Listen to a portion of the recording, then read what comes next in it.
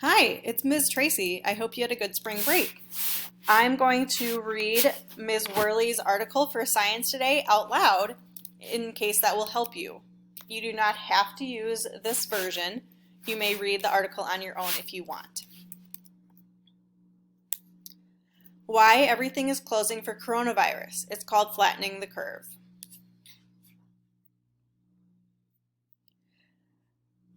Schools have recently been shutting down all over the country, moving instruction online.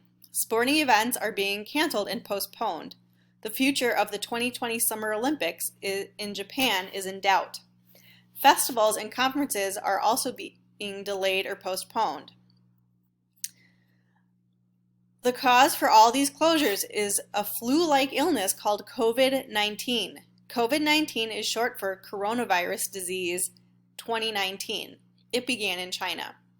It has been spreading across the globe since December 2019. There have been around 1,660 cases of COVID-19 diagnosed in the United States. There have been fewer than 50 deaths because of it. I'm going to stop right there because this article is a little out of date. As I believe we will read, COVID-19 is such a concern because it grows so quickly. So the amount of cases now is in, I think it's 80,000 at this point. I think that's what the last one was. All right. Health officials are telling people to not gather in groups. This helps prevent the spread of the virus. Many people talk about the flu. Every year the flu makes millions of people sick. It kills tens of thousands of people. The flu is expected to make 50 million people in the United States sick this year. It is expected to kill as many as 52,000. So why is everyone making such a big deal about the coronavirus? Why are events being canceled? Why are classes being moved online? Especially when there are so few cases right now. Prevent overburdening healthcare system. There's a good reason to cancel everything. The goal is to slow down the spread of the virus. This will also help prevent overburdening the healthcare system. If someone gets the coronavirus, they have to go to the hospital. If a lot of people get sick at the same time, the hospital will get full quickly. If too many people get sick at the same time, there will not be enough space for everyone who is sick to be taken care of. That is what is happening in Italy. It's called flattening the curve, and that's exactly what it looks like when you see it drawn out.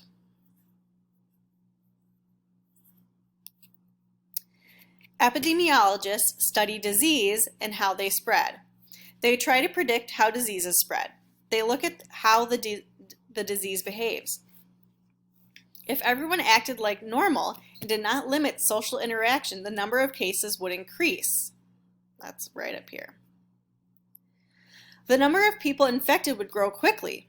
They would overwhelm the hospitals. This will result in more people dying. This is happening in Italy. There are not enough hospital beds or medicine for everyone who is sick. There aren't even enough healthy doctors and nurses to take care of everyone at once. However, if the same number of cases get stretched out over months, it changes things. Then people can get the care they need. More healthcare providers can avoid illness and burnout, and fewer people are likely to die, as South Korea has shown. But are we really headed for that many cases? Yes. So I'm going to pause there to just recap and look at our graph up here.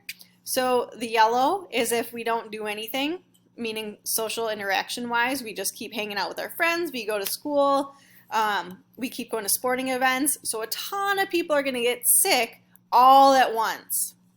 That's a lot of people for the hospitals and doctors to take care of at once.